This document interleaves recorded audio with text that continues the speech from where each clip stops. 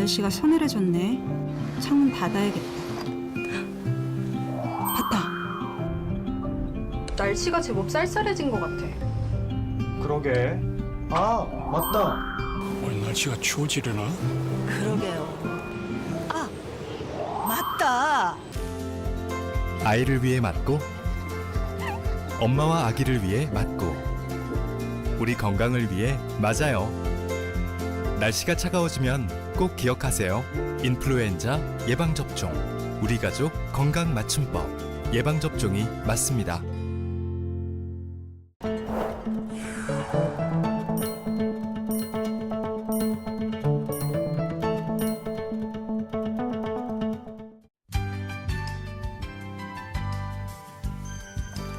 한낮 기온은 30도를 웃돌지만 아침 저녁은 확연히 선선해졌습니다.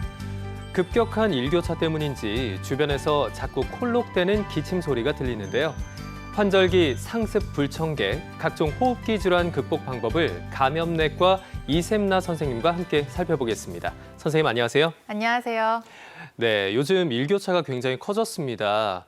아침 저녁은 진짜 선선한 바람이 분다라고 생각이 들지만 한낮엔 진짜 또 여전히 덥다라는 생각이 교차하는데요.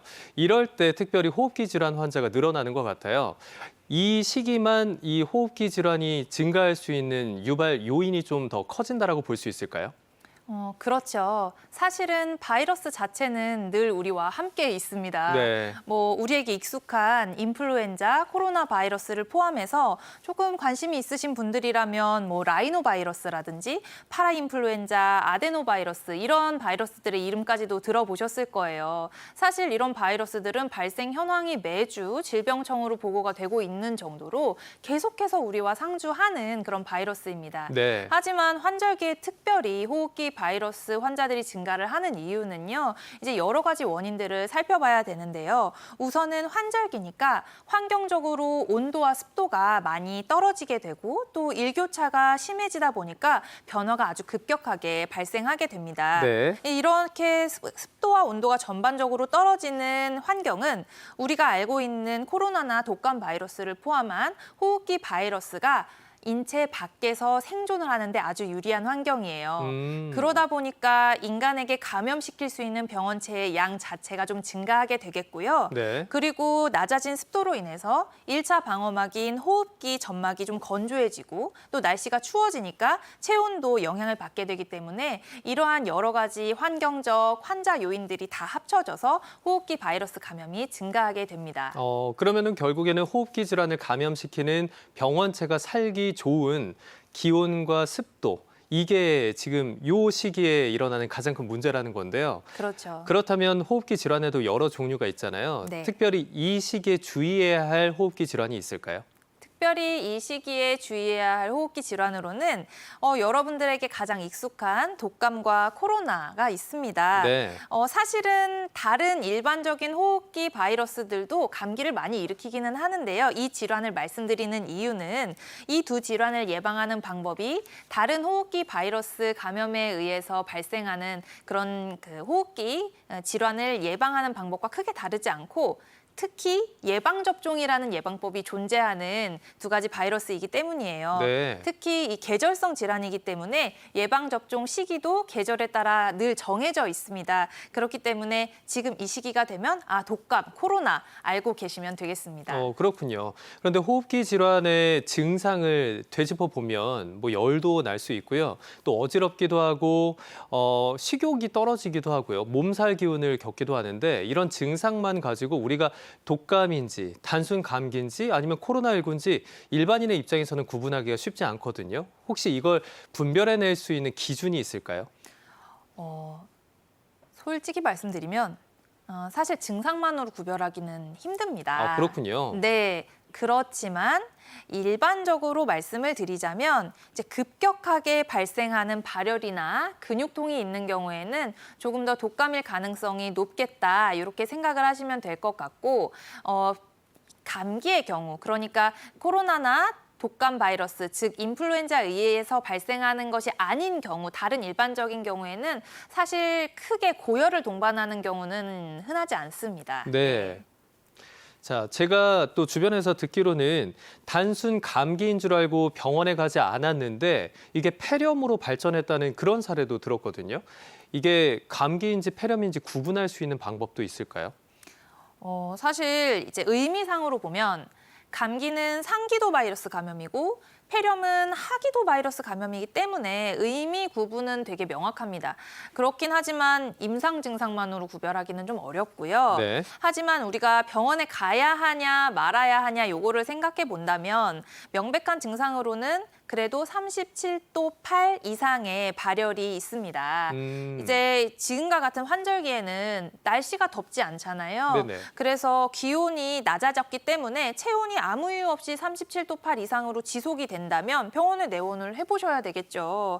그리고 폐렴 같은 경우에는 대개 지역사회에서 생활하는 이제 일반적으로 건강한 성인의 경우에는 상기도 감염을 거쳐서 오는 경우가 많이 있습니다. 그렇기 때문에 열도 나고 호흡기 증상도 있다. 이런 경우에는 병원에 오셔서 확인을 해보셔야 됩니다. 사실은 의사가 폐렴에 걸린다고 해도 내가 폐렴에 걸렸는지 독감에 걸렸는지 잘 모릅니다. 네, 병원에 오셔서 네. 엑스레이도 찍고 청진도 해보고 그리고 뭐 신속항원 검사나 유전자 검사 등의 이제 검사 방법을 통해서 정확하게 이게 상기도에만 국한된 감염인지 또는 이제 폐까지 내려가 있는지 이걸 확인해야 하는 거죠. 일반적으로 의학 지식이 없는 환자들이 스스로가 나 감기 같아 아니면 나 그냥 폐렴인 것 같아 이렇게 속단하기는 어려우니까 꼭 의학 전문 지식이 있는 전문의에게 진료를 받는 게 더 중요하겠다라는 생각이 드는데요. 자, 그러면 감기를 걸리는 사람들 이야기를 들어보면 나는 1년에 한 7, 8번은 걸리는 것 같아. 이렇게 말씀하시는 분들도 계시고요. 저는 솔직히 말씀드리면 그렇게 감기를 자주 걸리는 편은 아니거든요. 혹시 감기를 자주 걸리는 사람들이 따로 있는 건가요?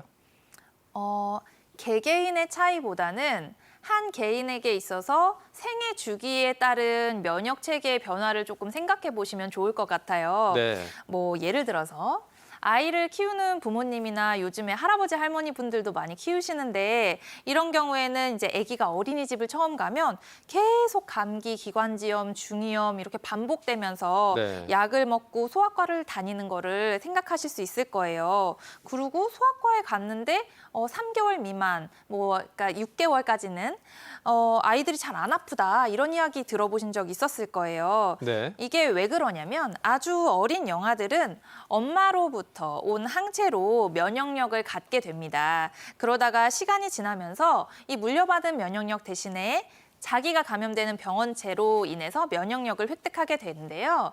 이제 이것이 불완전한 시기이겠죠. 그러다가 유아가 되고 성인이 되고 그러면서 점차 면역 체계가 성숙해지기 때문에 이제 점차로 병에 걸리는 빈도가 줄어들게 됩니다. 그래서 이렇게 건강한 성인이 되면 네. 수년이 지나도 감기 잘 안 걸리는 것 같고 오. 또 걸렸더라도 가볍게 앓고 지나가기 때문에 잘 기억이 안 납니다. 그렇군요. 네, 그러면서 이제 잘 지내다가 노인이 되면서 면역 체계도 나이가 들게 되고 어릴 때 맞았던 이제 예방 백신의 효과가 점차로 떨어지게 되면서 조금 더 이제 병을 더 잘 앓게 된다고 생각하실 수 있겠고요.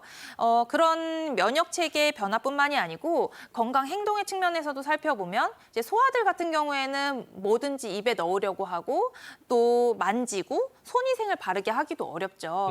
이러한 여러 요인들이 영향을 미쳐서 어떤 사람은 여러 번 감염이 되고 어떤 사람은 별로 감염이 안 되고 네. 이런 것들이 발생한다고 생각하시면 되겠습니다. 그렇군요. 그러면 종합을 해보면 성장기별로 또 면역 체계에 따라서 많이 걸릴 수도 있고 많이 걸리지 않을 수도 있는데 보통은 어릴 때부터 이제 성장하고 노년기에 접어드는 그 생애 주기에 따라서 감기에 걸리는 빈도수도 달라질 수 있다. 이렇게 생각을 하면 되겠군요. 네, 맞습니다. 자, 그러면 독감에 대해서도 좀 이야기를 나눠보고 싶은데요. 지난 겨울에 독감 환자가 급증했다는 뉴스를 굉장히 자주 접하게 됐습니다. 게다가 한파가 기승을 부리면서 또 사망자도 늘어났다는 소식을 들었는데요.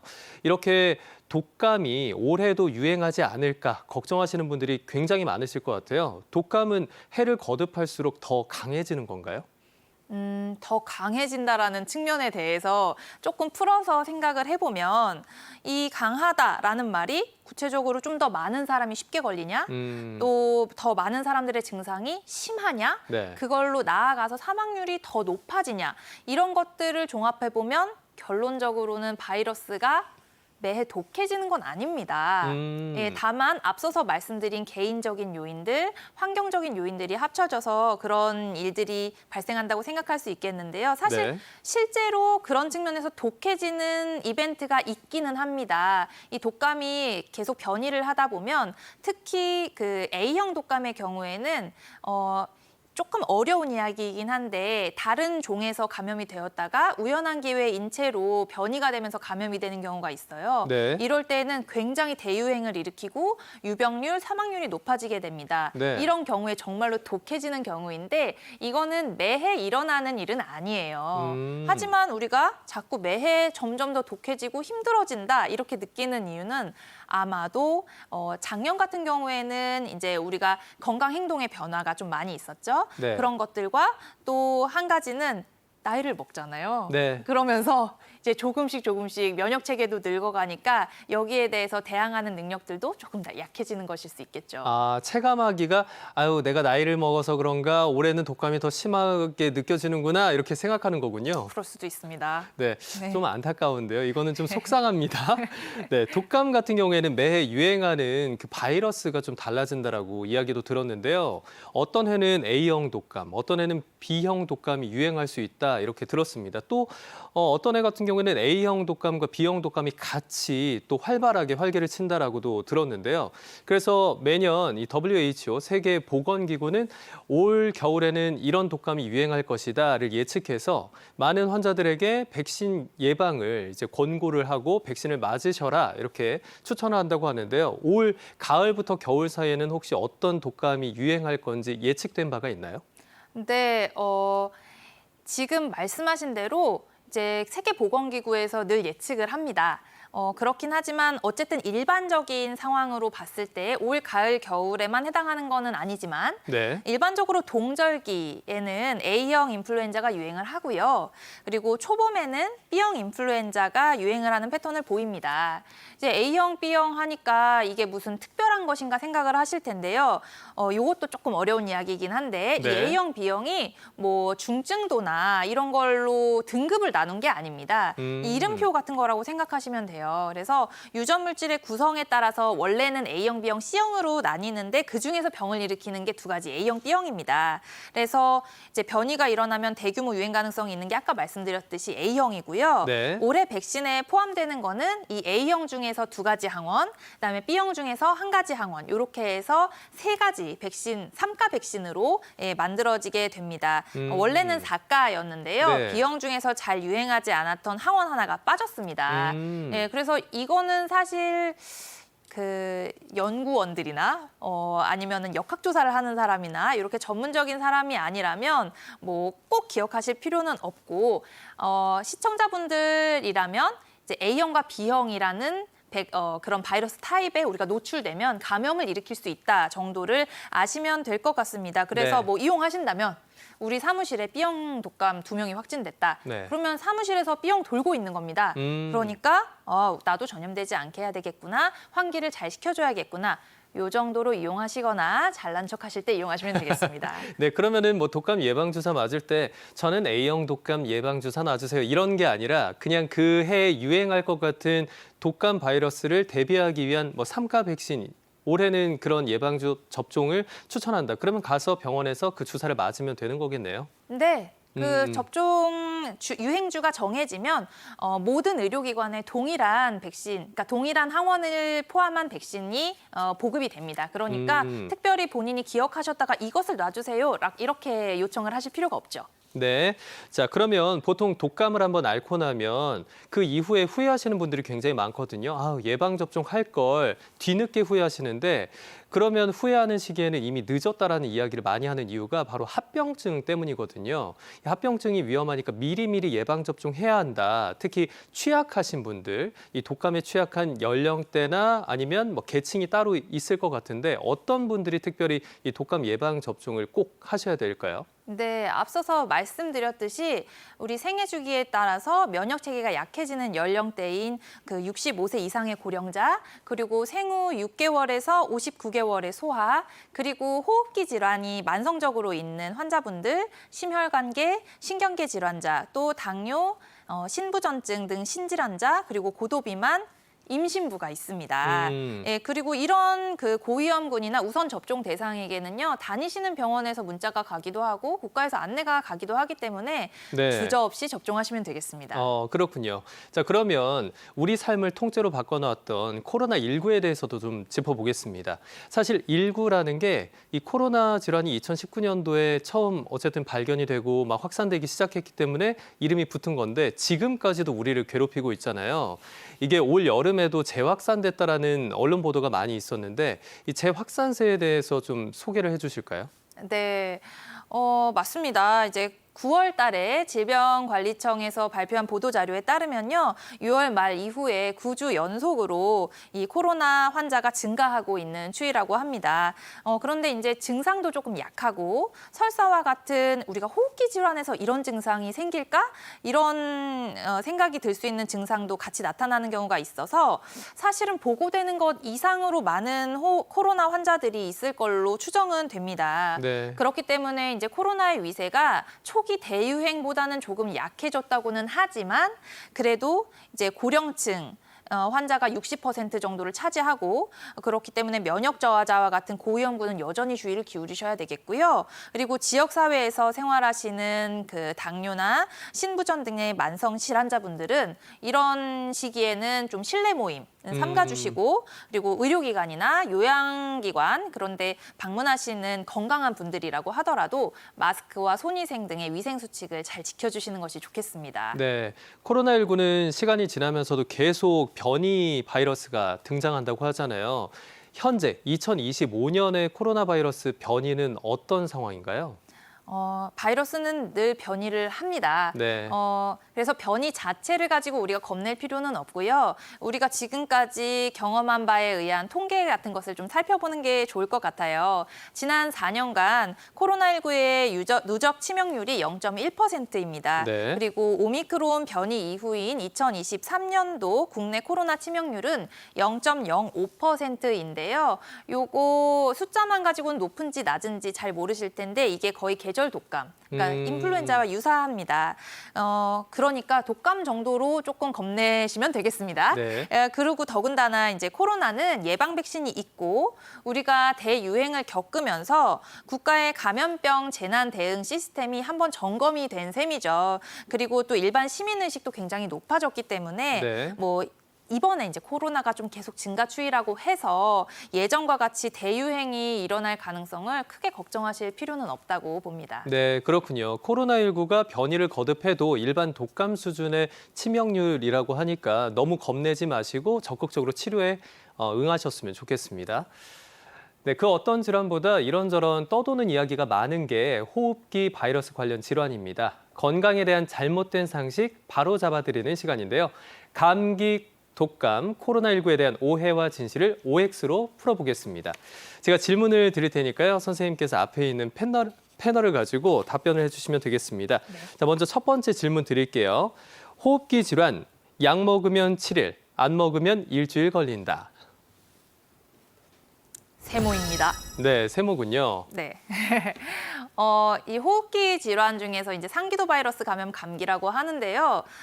그러니까 상기도 바이러스 종류에는 코로나랑 독감도 포함이 되죠. 일반적인 바이러스 감염의 경우에는 대증 치료만 하기 때문에 사실은 병의 경과를 단축시키기보다는 중증도를 좀 낮춰주는 효과가 있겠지만 독감이나 코로나 같은 경우에는 특별한 치료약이 있는데 이것은 병의 경과를 단축시켜줍니다. 그래서 반드시 약 먹으면 7일, 약을 안 먹으면 일주일 이렇게 규정을 할 필요는 없습니다. 그렇군요. 자, 다음 질문 드리겠습니다. 기침을 오래 하면 폐렴에 걸린다. X입니다. X군요. 네. 기침을 오래 하는 원인이 사실 여러 가지가 있어요. 그래서 호흡기 질환뿐만이 아니고 위식도 역류증이라든지 또 약물 부작용과 같이 전혀 호흡기 질환과는 상관이 없는 것에 의해서도 기침을 할 수가 있거든요. 네. 그렇기 때문에 기침을 2, 3주 이상 오래 하신다고 한다면 이것이 이제 조금씩 좋아지는 게 아니고 똑같은 강도로 지속이 된다고 한다면 폐렴을 걱정하시기보다는 다른 원인 확인을 위해서라도 병원에 한번 방문하시는 것이 좋습니다. 네, 기침의 원인은 다양하니까요. 네. 자, 다음 질문 드리겠습니다. 독감에는 항생제를 쓰는 게 좋다. 네. X입니다. 네. 독감은 항바이러스제를 사용하셔야 됩니다. 이제는 독감이 확진되면 그 시점에 바로 항균제를 같이 처방해 주시는 선생님은 거의 없으실 거예요. 네. 예, 그래서 환자분들도 저 독감이니까, 독한 감기니까 항균제 먹어야 나아요. 그러니까 처방해 주세요. 이렇게 하시면 안 됩니다. 네. 자, 다음 질문입니다. 감기와 독감에는 땀을 쭉 빼는 게 좋다. X입니다. X인가요? 네. 일단은요, 충분한 수분 섭취, 휴식, 그리고 적당한 체온 조절이 필요합니다. 충분한 수분 섭취라고 했는데 땀을 쭉 빼면 탈수가 일어날 수가 있겠죠. 그렇군요. 네, 전기장판 누워 계시거나 사우나 가서 땀 빼시는 일 없도록 하셔야 됩니다.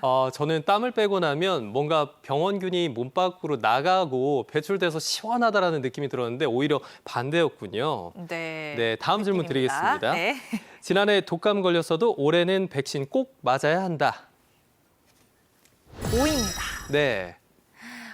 매년 바이러스의 변이가 일어나기 때문에 매년 새롭게 독감 백신을 맞으셔야 되고요. 이런 분들이 있어요. 내가 독감에 한 번 걸렸으니까 면역력이 생겨서 안 맞아도 될 것 같아. 그리고 아까 진행자분께서도 말씀하셨지만 이미 걸렸으니까 좀 후회가 돼. 미리 맞을 걸. 그 시점에 맞으셔도 됩니다. 정말요? 네. 유행 시기가 지나지 않았다면 제가 아까 말씀드렸듯이 독감 백신이 3가잖아요. 요거는 A형 항원 2가지, B형 1가지인데요. A형에 노출되어서 독감을 앓았다고 하더라도 B형 독감에 또 걸릴 수가 있습니다. 그래서 심지어는 한 시즌 내에서도 독감이 걸렸다고 하더라도 유행 시즌이 끝나기 전이라면 한 2주 정도 되면 독감 증상이 다 완화가 되거든요. 네. 그러면 그 시점에 독감 백신 맞으시는 것이 좋습니다. 네, 다음 질문으로 넘어가 볼게요.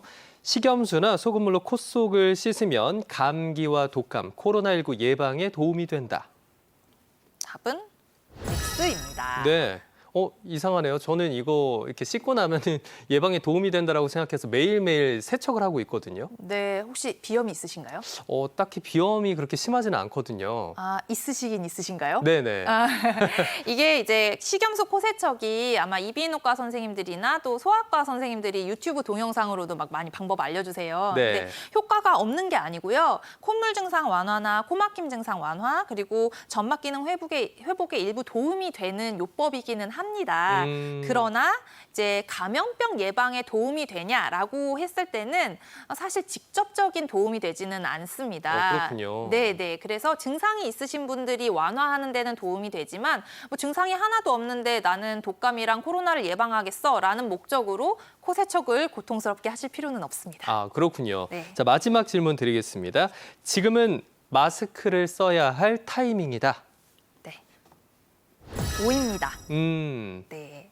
호흡기 질환 예방을 위해서요. 네. 또 많은 사람들이 모이는 곳이나 또 밀폐된 실내 공간에 가실 때에는 마스크를 착용하시는 것이 좋습니다. 네. 네. 자, 이렇게 호흡기 질환에 대한 오해와 진실을 OX로 알아봤는데요. 지금부터는 호흡기 질환 예방을 위한 솔루션을 본격적으로 시작하겠습니다.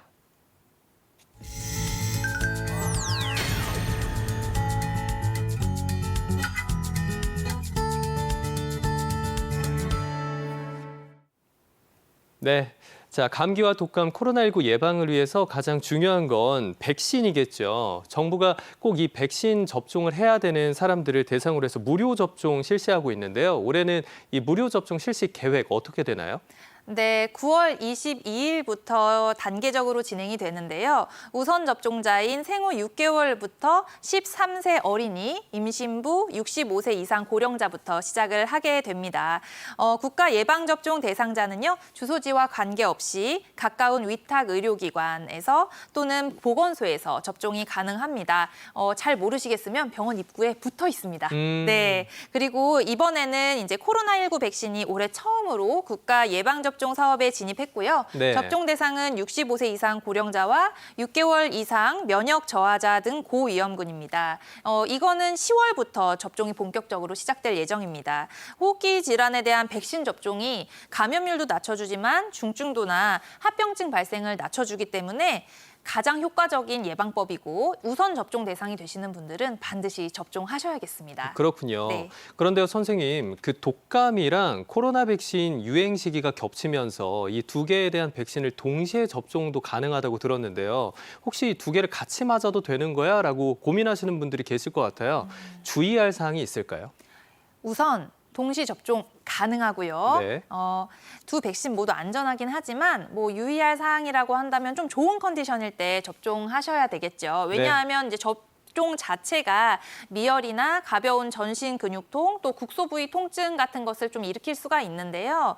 이제 기존에 저런 증상이 있으면 내가 다른 것 때문에 이 증상이 지속되는 것인지 백신 접종으로 인해서 지속되는 것인지 좀 헷갈리잖아요. 그러니까 좋은 컨디션에서 맞으셔야 되겠고요. 또 백신 접종 관련 부작용을 확인하기 위해서 접종 기간에서 한 30분 정도 체류하시는 것을 권고드립니다. 그리고 두 백신을 접종을 동시에 하신다고 해서 뭐 부작용이 늘거나 아니면 면역이 서로 간섭을 해서 떨어지거나 뭐 그런 거는 아니고요. 오히려 생각해 보시면 지금 이 시기에 호흡기 환자들이 증가하는데 어디에 가장 많을까요? 의료기관에 많이 있겠죠. 네. 그러니까 그 환자들이 많은 의료기관에 여러 차례 방문하는 것보다 방문하신 의료기관에서 두 가지 백신 이번에 오셨을 때 동시 접종 가능하시다 이런 말씀 들으시면 주저하지 마시고 여러 번 방문하지 마시고 동시 접종하십시오.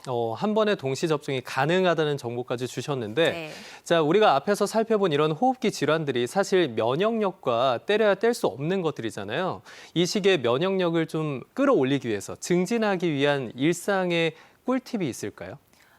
꿀팁이라고 하면 네. 좀 특별한 걸 말씀드려야 될 것 같지만 사실은 가장 일반적인 것이 가장 실천하기 어렵죠. 그렇죠. 네, 그래서 균형 잡힌 식사, 그리고 충분한 수면, 그리고 적절한 신체 활동이 사실은 가장 효과적인 면역 강화 수단이에요. 네. 예, 다양한 식품군으로 3대 영양소 골고루 포함된 식사 챙겨 드시고요. 식사를 잘 하시면 사실 건강한 성인이 무슨 꿀팁으로 특별한 영양제를 챙겨서 드시는 것은 뭐 면역력과는 크게 상관없습니다.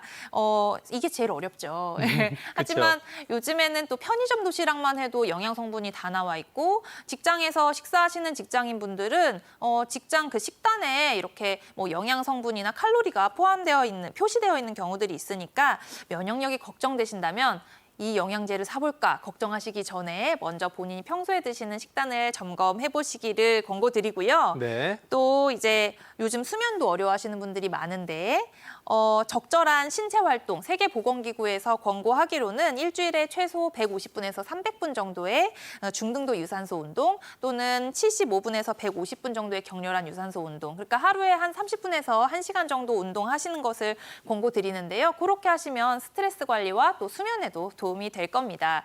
거기에 호흡기 질환이라고 했으니까 이 1차 방어인 점막에 가장 안 좋은 흡연 하고 계시다면 금연하시고요. 거기에 예방접종 그리고 철저한 손위생까지 해주신다면 사실상 면역력 증진을 위해서 개인이 할 수 있는 노력은 다 하고 계시다고 보시면 됩니다. 그렇군요. 자, 그러면 일상에서 우리가 호흡기 질환을 예방하기 위해서 위생 수칙을 잘 준수하는 것도 중요할 것 같은데요. 마지막으로 딱 한 가지, 이거는 꼭 지키셨으면 좋겠다라는 거 짧게 부탁드릴게요. 네. 가장 중요한 것은 바로 손위생입니다. 네. 외출 후에는 물과 비누로 손위생해 주시고요. 평소에는 휴대용 손소독제 요즘 굉장히 많잖아요. 네. 그래서 그거 잘 이용해 주시면 좋습니다. 또 기침 예절로 이제는 어린이집에 다니는 유아들도 다 압니다. 손으로 가리지 않고 휴지나 손수건으로 가리거나 없으면 옷소매로 가리고 또 기침을 하고 나서는 손위생 잘 해주셔야 됩니다. 또 마스크 잘 착용해 주십시오. 네, 이렇게 위생 수칙도 잘 지키셨으면 좋겠습니다. 몇 해 전 코로나19가 창궐할 때 오히려 감기와 독감 환자는 줄었다고 합니다. 손 씻기와 마스크 착용 등으로 인한 예방 효과 때문인데요. 일상 속 감염병 예방 수칙을 되새기면서 올 가을 호흡기 질환으로부터 우리 몸을 건강하게 지켜낼 수 있길 바라겠습니다. 지금까지 감염내과 이샘나 선생님과 함께했습니다. 오늘 말씀 고맙습니다. 감사합니다.